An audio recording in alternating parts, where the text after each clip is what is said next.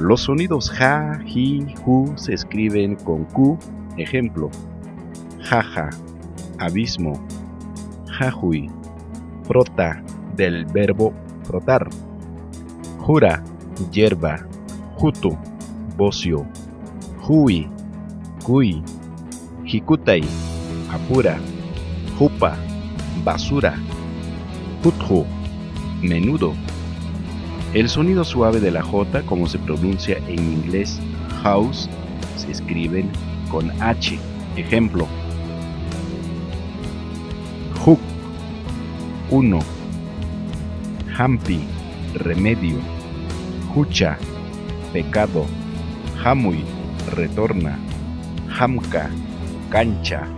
Hanan, arriba. Jamuy, ven.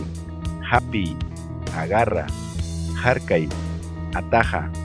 Jauka, tranquilo. Highway, alcanza. Jina, así. Casi todas las palabras quechuas, por su acentuación, son graves o llanas. No hay esdrújulas, menos sobreesdrújulas. No hay diptongos.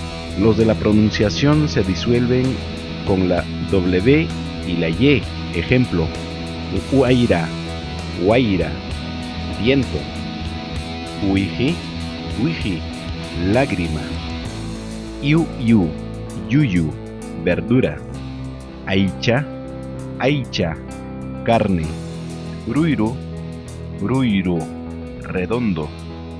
Huizcaco, huizcacu. Vizcacha.